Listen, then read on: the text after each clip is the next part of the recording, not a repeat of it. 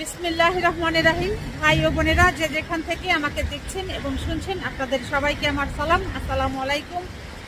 আশা করি আপনারা ভালো আছেন, আমিও ভালো আছি। UK property gossip by Tasmina YouTube চ্যানেলের পক্ষ থেকে জানাই শুভেচ্ছা। আজ ডিসেম্বর মাসের 7 তারিখ শনিবার 2024।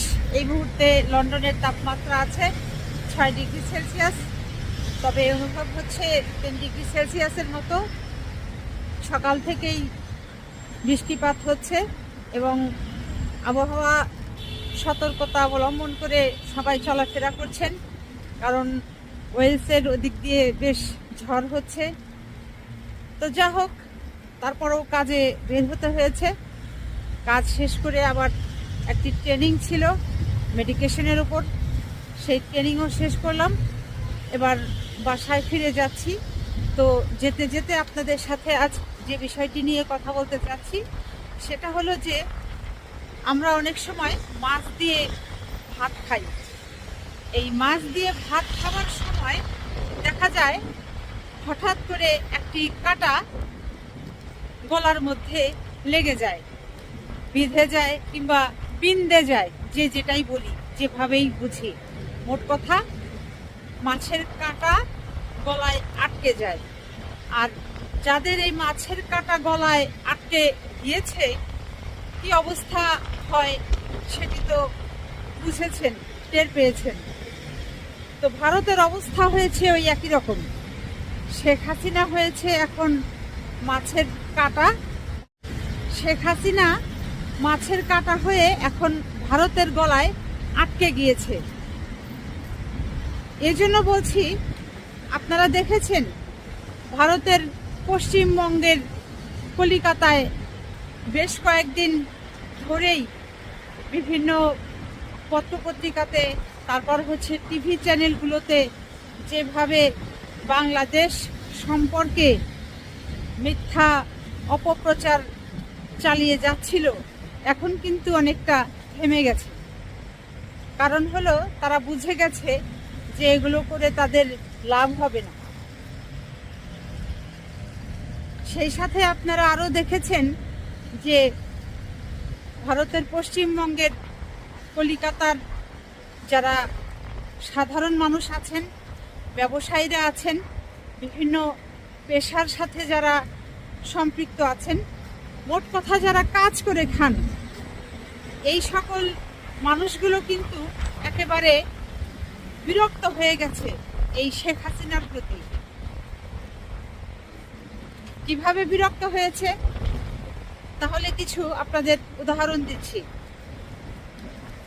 কলিকাতার বিভিন্ন চ্যানেলগুলোতে এখন সাধারণ মানুষরা যে সাক্ষাৎকারগুলো দিচ্ছে, তারা যে কথাবার্তাগুলো বলছে, সেই কথাবার্তাগুলো হচ্ছে এরকম যে কলিকাতার স্ট্রিট রোডে যে ব্যবসাগুলো আছে, বিশেষ করে হোটেল ব্যবসা, একেবারে খারাপ অবস্থায় চলে গেছে। ভারতের পশ্চিমবঙ্গের কলিকাতার 90% ব্যবসা বাণিজ্য সব কিছুই হচ্ছে বাংলাদেশের মানুষকে দিয়ে তাদের হতো। এখন ভারত সরকার গত 4 মাস ধরে বাংলাদেশিদের সে দেশে যাওয়ার ভিসা বন্ধ করে দিয়েছে। গুটি কত ভিসা দিচ্ছে, এই রোগীদের ভিসা, যারা চিকিৎসা করতে যাচ্ছেন তাদেরকে ভিসা দিচ্ছে।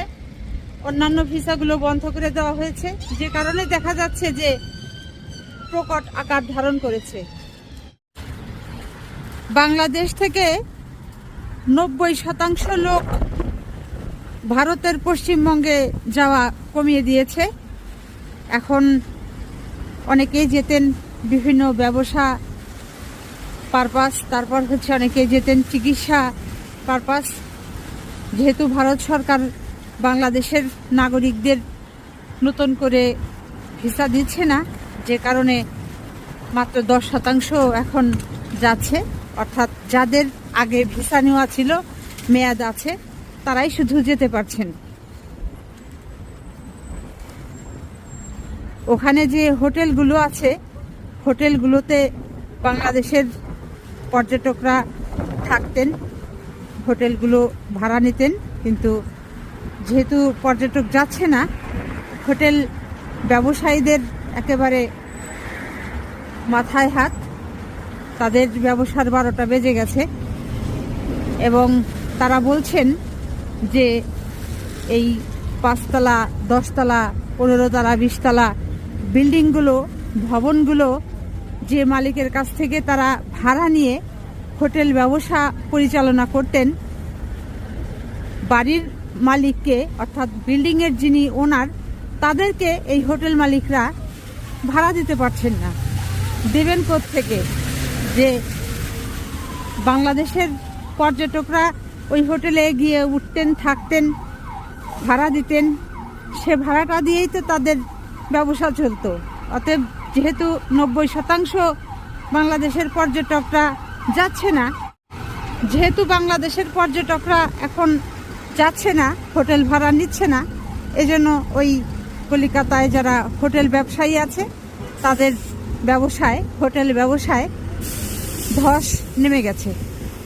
এরপর আসেন, এই হোটেলে যারা থাকতো এদেরকে বিভিন্ন জায়গায় নিয়ে যাওয়া, অনেকেই শপিং করতে যেতেন মার্কেটে, অনেকেই হচ্ছে ডাক্তারের কাছে যেতেন, হাসপাতালে যেতেন। এদের যারা নেওয়া আনা করতেন অর্থাৎ ট্যাক্সি ক্যাব ড্রাইভাররা, তারা বলছেন যে তাদের পেটে লাথি মারা হয়েছে।